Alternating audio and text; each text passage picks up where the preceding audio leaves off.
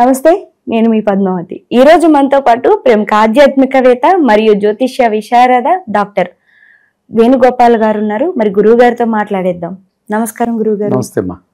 గురువు గారు, చివరిగా మీనరాశి వారి విషయానికి వస్తే, మే నెలలో చూసుకున్నట్టయితే వీరికి ఏ విధంగా ఉంటుందంటారు? వీరికి కలిసి వచ్చేవి ఏంటి, కలిసి రానివి ఏంటి, ఏ విషయాల్లో జాగ్రత్త తీసుకోవడం ద్వారా మరింత శుభ ఫలితాలు చూడవచ్చు అంటారు? మా మీనరాశి వారికి 50 నుంచి 60% శుభలితాలు ఉన్నాయమ్మా మే నెలలో. ఎందుకంటే ప్రధానంగా వీరికి సూర్య భగవానుడు తృతీయ భావంలో సంచరిస్తున్నాడు. ఈ రకంగా జన సహకారం బాగా ఉంటుంది, తోటి ఉద్యోగుల సహకారం బాగా ఉంటుంది, అధికారుల సహకారం బాగుంటుంది, తండ్రి నుంచి సహాయం పొందగలుగుతారు, ప్రభుత్వం నుంచి సహాయం పొందగలుగుతారు, రాజకీయ నాయకులకు కూడా అనుకూల వాతావరణం కనిపిస్తుంది. ఆ రకంగా సూర్యుడు అనుకూలంగా ఉండేటప్పుడు చాలా పనులు సునాయాసంగా పూర్తి చేసుకుంటాం. అలాగే వీరికి బుధుడు జన్మరాశిలో ఉన్నాడు. జన్మరాశిలో బుధుడు ఉంటే ఆయన చతుర్థ సప్తమాధిపతి. సో జన సంబంధాలు బాగుంటాయి, కుటుంబంలో శుభకార్యాలు నిర్వహిస్తారు, కుటుంబానికి కావాల్సిన నూతన వస్తువులు కొనుగోలు చేస్తారు, ఆర్థికమైనటువంటి అవసరాలకు అనుగుణంగా సర్దుబాటు జరుగుతుంది. మనకి ఎప్పుడు ఈ రోజు అవసరం ఉంది డబ్బులు అంటే సడన్గా ఆ రోజు ఏదో రకంగా డబ్బులు వస్తాయి, అంతవరకు డబ్బులు ఉండదు. ఆ అవసరానికి సరిపోయే విధంగా డబ్బులు ఎవరో తెచ్చిస్తారు, ఏదో రకంగా సర్దుబాటు జరుగుతుంది. ఈ రకంగా సర్దుబాటు జరిగినప్పుడు ఆర్థిక సమస్యల నుంచి బయటపడతారు. సో ఆ రకంగా వీరు సంతోషంగా వ్యాపారాభివృద్ధిని, బ్యాంకు లావాదేవీలు, రుణ సదుపాయాలు, పనులు అవి ఎప్పటికప్పుడు పూర్తి చేసుకునే విధానం కనిపిస్తుంది. అట్లాగే వీరికి శుక్రుడు జన్మరాశిలో ఉన్నాడు. శుక్రుడు జన్మరాశిలో ఉంటే ఆయన జన సహకారం, స్త్రీ జన సహకారం బాగా ఉంటుంది. స్త్రీలు సహకరిస్తే చాలా కార్యక్రమాలు మనం పూర్తి చేసుకోగలుగుతాం. కుటుంబంలో శుభకార్యాలు నిర్వహిస్తాం. కుటుంబ బాధ్యతలంతా స్త్రీలు నిర్వహించేటువంటి అవసరం ఉంటుంది. ముఖ్యంగా శుభకార్యాలు అంటే వారు ముందు పడితే తప్ప మన కార్యక్రమాలు జరగదు. సో ఆ రకంగా బంధుజనాలతో సత్సంబంధాలు ఏర్పడతాయి, స్నేహితులతో సత్సంబంధాలు ఏర్పడతాయి, ఇంట్లో శుభకార్యాలు చక్కగా మనం నిర్వర్తించుకోగలుగుతాం. అనుకున్న దానికంటే బాగా చేయగలిగి ఆ రకమైన సంతృప్తిని పొందడానికి కుటుంబ సౌఖ్యం, ముఖ్యంగా భోజన సౌఖ్యం, కుటుంబంలో నిద్ర సౌఖ్యం, ఈ రకమైన ఆనందం, కుటుంబ బలం నాకుంది, కుటుంబ సభ్యులు నా వైపు ఉన్నారు అనే ఆనందంతో మీరు ముందుకు వెళ్ళి బయట పని చేసుకోవడానికి, వ్యాపారం చేసుకోవడానికి, ఆనందంగా ముందుకు వెళ్ళడానికి అవకాశం కనిపిస్తుంది. అట్లాగే కేతువు 6వ ఇంటికి వెళ్తున్నాడు. కేతువు 6వ ఇంటికి వెళ్తే చాలా వరకు వీరు మంచి ఫలితాలు పొందడానికి అవకాశం ఉంటుంది. నిరాడంబరత ఏర్పడుతుంది, పోటీ ప్రపంచంలో మంచి విజయాలు సాధించుకుంటారు, భగవంతుని ఆశస్సులు బాగా ఉంటుంది. అలాగే వీరికి కొన్ని ఆర్థికపరమైనటువంటి అవసరాలు తీర్చుకోగలుగుతారు. అనారోగ్యం ఏమన్నా ఉంటే దాని నుంచి బయటపడగలుగుతారు. కొంతమంది శత్రువులు సైతం మిత్రులుగా మారడానికి అవకాశం ఉంటుంది. అయితే వీరికి జన్మశని నడుస్తోంది. మీనరాశిలోకి శని ఉన్నాడు కదా, కాబట్టి ఒక రకమైనటువంటి బద్ధక స్వభావం, సోమరితనం వల్ల కొన్ని పనులు వాయిదా వేసుకొని ఇబ్బందులు కొని తెచ్చుకునే వారు అవుతారు. అలాగే పంచమ భావంలో కుజుడు సంచారం చేస్తున్నాడు. పంచమ భావంలో కుజుడు అంటే సంతానంతో మనస్పర్ధలు వచ్చే అవకాశం ఉంటుంది, లేకపోతే ప్రేమికుల మధ్య గొడవలు వచ్చే అవకాశం ఉంటుంది, ఆత్మీయులతో మాట పట్టింపులు, అభిప్రాయ భేదాలు. అంటే ఎక్కడ స్నేహం ఉందో అక్కడ శత్రుత్వం, ఎక్కడ ప్రేమ ఉందో అక్కడ ద్వేషం, ఎక్కడ ఇష్టం ఉందో అక్కడ ఇష్టం. పంచమ స్థానాన్ని చెడగొట్టేస్తాడు ఈ కుజుడు. ఏదైతే మంచి పనులు జరగాలో అవన్నీ రివర్స్ అయ్యేటువంటి ప్రమాదం కనిపిస్తుంది. అయినా అక్కడ కుజుడు అంత బలంగా కూడా లేడు కర్కాటకంలో, అయినా మనస్పర్ధలు వచ్చేటువంటి అవకాశం కనిపిస్తుంది. అలాగే వీరికి రాహు అంత అనుకూలంగా లేడు, జన్మశనిలో ఉన్నాడు, మళ్ళీ వ్యయంలోకి వెళ్తాడు. కనుక ఈ రాహువు, పంచమ కుజుడు, ఈ జన్మశని, ఈ మూడిటికి పరిహారాలు నిర్వర్తించుకోగలిగితే చాలు, మిగతా అన్ని అనుకూలంగా ఉన్నాయి. గురుగారు, మరి విద్యార్థుల విషయానికి వస్తే విద్యార్థులకు ఏ విధంగా ఉందంటారు? గురువు ఈ మీనరాశి వారికి జన్మరాశ్యాధిపతి, దశమాధిపతి చతుర్థంలో ఉన్నాడు. చతుర్థంలో మిశ్రమ ఫలితాలు ఇస్తాడు గురువు, పూర్తి వ్యతిరేక ఫలితాలు ఇవ్వడం. అట్లానే చెప్పి పూర్తిగా సుఫలితాలు ఇవ్వడం. 50% సుఫలితాలు ఇస్తాడు, 50% కొంచెం ప్రతికూల ఫలితాలు ఇస్తాడు. ఈ విద్యార్థులకు బాగుందని చెప్పుకోవచ్చమ్మా. అంటే ఓహో అని వారు ఊహించినంత మార్కులు రాకపోవచ్చు, బట్ మంచి మార్కులతో వారు ఉత్తీర్ణులు అవుతారు, మంచి మార్కులతో వారు పై చదువులకి సంపాదించుకోగలుగుతారు, అక్కడ సీట్లు సంపాదిస్తారు. ఆ రకంగా విద్యార్థులకి మధ్య రకమైనటువంటి సుఫలితాలు రావడానికి అవకాశం ఉంది. గురుగారు, ఓవరాల్ గా చూసుకుంటే మీనరాశి వారికి ఇప్పుడు మీరు అన్నట్టు శని అనేది నడుస్తుంది. మరి వీరికి విదేశాలు వెళ్ళినంత మాత్రాన కలిసి వచ్చే అవకాశం ఉంటుందంటే, లేకపోతే ఇక్కడే ఉండడం బెటర్ అంటారు? విదేశాలకు వెళితే కలిసి రాదమ్మా మీనరాశికి. ఎందుకంటే రాహు జన్మరాశిలో మే 18 వరకు ఉండి వ్యయంలోకి వెళ్ళిపోతున్నాడు. కాబట్టి విదేశాలకు వెళితే ఏదో ఖర్చులు పెరిగిపోతాయి, ఆటంకాలు పెరుగుతాయి, అక్కడ ప్రశాంతంగా ఉండలేరు వారు. కనుక విదేశాలకు వెళ్లే కార్యక్రమం వాయిదా వేసుకోవడం 1 సంవత్సర కాలం మంచిది. మరి ఎక్కడ కలిసి వస్తుందంటే? స్వదేశంలో కలిసి వస్తుంది. చతుర్థంలోనే గురువు ఉన్నాడు కదా, మనకు 4వ ఇంట గురువు అంటే సుఖస్థానంలో గురువు ఉంటాడు. మన దేశంలోనే ఏ రాష్ట్రంలో అయినా వాళ్ళు బతకచ్చు, ఎక్కడైనా ఉద్యోగాలు తెచ్చుకోవచ్చు, ఎక్కడైనా చదువుకోవచ్చు. కుటుంబపరమైనటువంటి ఆనందం పొందడానికి ఇది కరెక్ట్ సమయం. ఓకే, కాబట్టి దూర ప్రాంతాల్లో ఉండేటువంటి అవసరం ఉండదు. గురుగారు మరి ఆరోగ్య విషయానికి వస్తే వీరికి ఆరోగ్యంగా ఏ విధంగా ఉంటుందండి? వీరికి అనారోగ్య సమస్యలు ఏమి ఉండదమ్మా. మీనరాశి వారికి కేవలం బద్ధక స్వభావం, సోమర్తనం వల్ల వచ్చేటువంటి సమస్యలే. కాస్త ఈ శరీరాన్ని కాస్త యాక్టివ్గా ఉంచుకోవడానికి మీరు ఏం చేయాలంటే కాస్త క్రమశిక్షణ అలవాటు చేసుకోవాలి.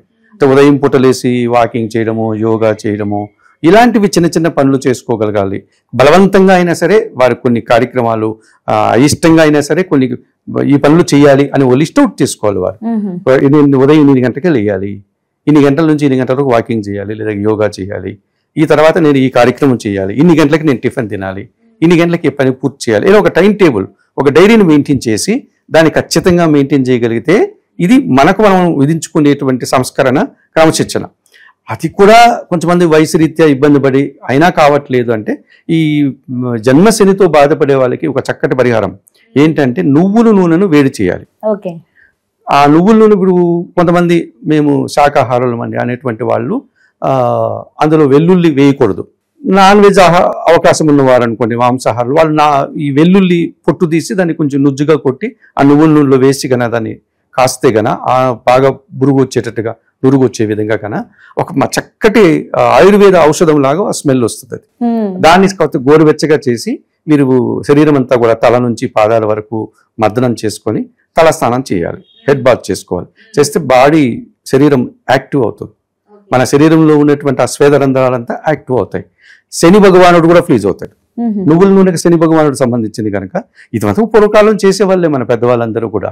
నువ్వుల నూనెతో పండగల రోజు, పర్వదినాల్లో తలకి, శరీరానికి, భుజాలకి చక్కగా రాసి పెద్దవాళ్ళు మనకు స్నానం చేసేవాళ్ళు. ఇప్పుడు మనం మర్చిపోయాం. కానీ ఈ నువ్వుల నూనెను వేడి చేసి శరీరం అంతా మర్దనం చేసుకుని శనివారం రోజు, ఆదివారం రోజు ఎవరైతే స్నానం చేస్తారో వీరికి ఈ బద్ధకం ఉండదు, శరీరం యాక్టివ్ అయిపోతుంది, శని కూడా ఫ్రీజ్ అవుతాడు.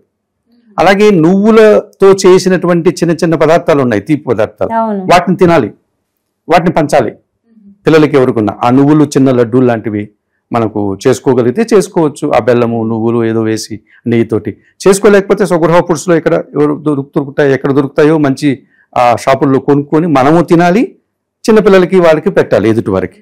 ఈ రకంగా చేయడం వల్ల కూడా మన శరీరం యాక్టివ్ అవుతుంది. ఇట్లాగానా చేసుకోగలిగితే మీనరాశి వారు తప్పనిసరిగా ఆ బద్ధకం నుంచి బయటపడతారు. అంతకుమించి వారికి పెద్ద అనారోగ్య సమస్యలు ఏముండదు. అదే బద్ధకం వల్ల ఏమవుతుందంటే కొన్ని కార్యక్రమాలు వాయిదా వేస్తారు. వాయిదా వేసినప్పుడు ఆ ఫలితాలు రావు. ఈ రోజు రావాల్సింది రేపటికి, రేపు రావాల్సింది ఎల్లుండికి, అలా అదొక్కటే తప్ప మిగతా ఏముండదు. గురుగారు నాదొక సందేహం అండి. ఇప్పుడు కొంతమంది ఇలా నువ్వులు ఏమైనా ఉండలు కానీ లేకుంటే చిన్న చిన్న అచ్చులు కానీ ఇచ్చినప్పుడు తీసుకుంటే వారికి ఏమైనా ఉన్న దోషాలు మనకు వచ్చేస్తాయేమో అని అంటారు. ఇది నిజంగా అపోహే అంటారా లేకుంటే ఇందులో ఏమైనా వాస్తవం ఉందా? 100% అపోహే. ఇప్పుడు మీరు నువ్వులుంటలు ఇస్తే ఆ మాట అంటారమ్మా. ఓకే, ఎక్కడంటారంటే ఈ కొంతమంది పురోహితులకి ఎత్తి నువ్వులు దానం చేస్తుంటాం, కేజింపావు. వాడు మీరేమో నువ్వులు ఇస్తున్నారు, మీ శని దోషమంతా నాకు వస్తుంది, ఇంకొంచెం నాకు దక్షిణ పెట్టండి అని అంటూ ఉంటాడు. అది వాళ్ళ లాభం కోసం. సో మీరు వాళ్ళకి ఏదో ఇస్తారు, కొంత అమౌంట్ కూడా ఇస్తారు, అమౌంట్ తీసుకుంటాడు. ఆ నువ్వులు ఏం చేసుకుంటాడు ఆయన? కేజింపావు నువ్వులు ఆయన ఏం చేసుకుంటాడు? మళ్ళీ ఎక్కడైనా అమ్మేయాలి లేదా ఎవరికైనా ఇచ్చి, అదేగా జరుగుతుంది. అందువల్ల మనకు ఫలితం ఎట్లా వస్తుంది? అది అనవసరం. వాళ్ళు చెప్పరు అన్నమాట, వాళ్ళకి అది అలవాటు పడిపోయారు. అదే నిజమని మనం అనుకుంటున్నాం. సో అట్లా పరిహారాలని కాలానుగుణంగా మనం మార్చుకోవాలి. మీరు అట్లాగే ఒక 1/2 kg నల్ల ద్రాక్ష ఇవ్వండి ఆయనకి, లేదా ఒక 1/2 kg నేరేడు పళ్ళు ఇవ్వండి. చక్కగా తీసుకుంటాడు కదా, అమ్ముకోడు కదా, వాటిని ఆయన స్వీకరిస్తాడు కదమ్మా, మనకు సత్ఫలితాలు వస్తుంది. అలా మనము శని భగవానుడికి అనేకమైనటువంటి పదార్థాలు ఉన్నాయి కదా, నువ్వులు ఒకటే కాదు కదా. కాబట్టి మనం మార్చుకోవాలి. మనము ఈ కాలానికి అనుగుణంగా మార్చుకోగలుగుతామంటే తప్పనిసరిగా ఆ ఫలితాలని సద్వినియోగం అవుతాయి, తొందరగా మనకు సత్ఫలితాలు రావడానికి అవకాశం ఉంటుంది. మనము శనికి పరిహారంగా ఎవరికైనా నేరేడు పళ్ళు, నల్ల ద్రాక్షను, నువ్వులుండలు ఇస్తే మన శని ఎవరికి పోదు, వారికి ఇంకా మంచి జరుగుతుంది. అది అర్థం చేసుకో. గురుగారు, ఇంకా చివరిగా పరిహారాల విషయానికి వస్తే మీనరాశి వారు ఏదైనా దేవాలయాన్ని దర్శించడం ద్వారా లేదా ఏదైనా మంత్రాన్ని పఠించడం ద్వారా గానీ వీరికి ఉన్న కష్టాల నుంచి బయటపడడానికి ఎటువంటి అవకాశాలు ఉన్నాయి? దశరథ కృత శని స్తోత్రం అని ఒకటి ఉందమ్మా, చాలా పవర్ఫుల్ శని స్తోత్రం. అంటే శ్రీరాములు వారి తండ్రి దశరథుడు ఆ శని స్తోత్రాన్ని రాశారు అని చెప్తారు. ఆ స్తోత్రము మనకు అందుబాటులో ఉంది, అన్ని పుస్తకాల్లో ఉంది, గూగుల్లో ఉంది, యూట్యూబ్లో ఉంటుంది. దాన్ని చక్కగా డౌన్లోడ్ చేసుకొని విన్నా దాన్ని నేర్చుకున్నా ఈ శని దోషం నుంచి బయటపడచ్చు. శనీశ్వర ఆలయానికి వెళ్ళి అక్కడ పూజలు నిర్వహించిన, ఈశ్వరుని ఆలయానికి శనివారం వెళ్ళి పూజలు చేసిన, ఆంజనేయ స్వామి ఆలయానికి శనివారం వెళ్ళి పూజలు చేసినా మనం ఈ శని దోషం నుంచి బయటపడడానికి అవకాశం ఉంటుంది. కాబట్టి ఎలాంటి భయపడాల్సిన పని లేదు. మీనరాశి వారికి శని దోషం నుంచి బయటపడడానికి ఈ పరిహారాలు సరిపోతాయి. కాకపోతే వీరికి పంచమ కుజుడు ఉన్నాడు కదా, వాడి కాస్త ప్రమాదకారి. ఈ పంచమ కుజ దోషం నుంచి బయటపడాలంటే సుబ్రహ్మణ్య స్వామిని ఆరాధించాలి.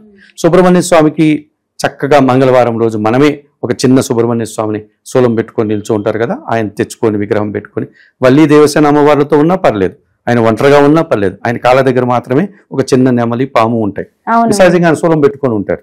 ఆయన్ని కన్నా మనం అభిషేకం చేసుకోగలిగితే పాలతో కానీ పసుపు నీళ్ళతో కానీ నీళ్లతో కానీ ఇలా చక్కగా అభిషేకం చేసి ఆయనకి చందనం బొట్టు కుంకుమ పెట్టి మందారం పూలు లేకపోతే గులాబీ పూలు ఆయన పాదాల దగ్గర పెట్టి దానిమ్మ గింజలు నైవేద్యంగా పెట్టి సుబ్రహ్మణ్య కరావలంబ స్తోత్రాన్ని చదివి కందిపప్పు ఎవరికైనా దానం చేస్తే, ఇప్పుడు బ్రాహ్మణులకే ఇవ్వాలని రూ లేదమ్మా, బ్రాహ్మణులకి ఇవ్వడం వల్ల వాళ్ళకి ఎక్కువైపోయి వాళ్ళ షాపుల్లో ఇచ్చుకుంటున్నారు. మీ ఇంట్లో పని చేసే పనివారు, మీకు ఇంట్లో చిన్న చిన్న పనులు చేస్తారు కదా, బట్టలు ఉతకడము పాత్రలు కడగడం, వాళ్ళకి ఇవ్వండి. లేకపోతే మన అపార్ట్మెంట్ దగ్గర వాచ్మెన్కి ఇవ్వండి, సెక్యూరిటీ వాళ్ళకి ఇవ్వండి, తెల్లవారితో మన రోడ్లు ఊడుస్తూ ఉంటారు కదా మున్సిపాలిటీ వాళ్ళు, ఆ సేవకులు ఉంటారు కదమ్మా, వాళ్ళకి ఇవ్వండి. చక్కగా అపురూపంగా వాళ్ళకి ఎవరు వాళ్ళకి ఇస్తే చక్కగా వండుకుంటారు. ఇలా కందిపప్పు దానం కానీ బియ్యం దానాలు కానీ ఇలాంటిది పేదవాళ్ళకి ఇవ్వండి. తీసుకునే బ్రాహ్మణోత్తములకు ఇవ్వండి, తినేవారికి కొంతమంది తీసుకుని తింటారు, అటువంటి తినేవాళ్ళకి ఇవ్వండి. అందరూ వాళ్ళకే ఇచ్చి వాళ్ళు తినకుండా దాన్ని అమ్ముకునే పరిస్థితి, మీరు అన్నట్టుగా నువ్వులు ఇస్తే వాళ్ళు అమ్ముకుంటారు, అటువంటి వాళ్ళకి ఇవ్వడం వల్ల ఫలితం ఉండదు. ఈ రకంగా మీరు ఈ సుబ్రహ్మణ్య స్వామిని ఆరాధించి ఈ కుజదోషం నుంచి బయటపడవచ్చు, కందిపప్పులు దానం చేసుకోవచ్చు, సుబ్రహ్మణ్య కరావలంబ స్తోత్రం చదువుకోవడం వల్ల మంచి ఫలితాలు రావడానికి అవకాశం ఉంటుంది. చాలా చక్కగా వివరించారు గురుగారు. అయితే మీనరాశి వారికి ఏ విధంగా ఉంటుందో పాటుగా పరిహారాల విషయంలో కూడా ప్రతిదీ కూడా చాలా చక్కగా వివరించారు. ధన్యవాదాలు గురు. నమస్కారం.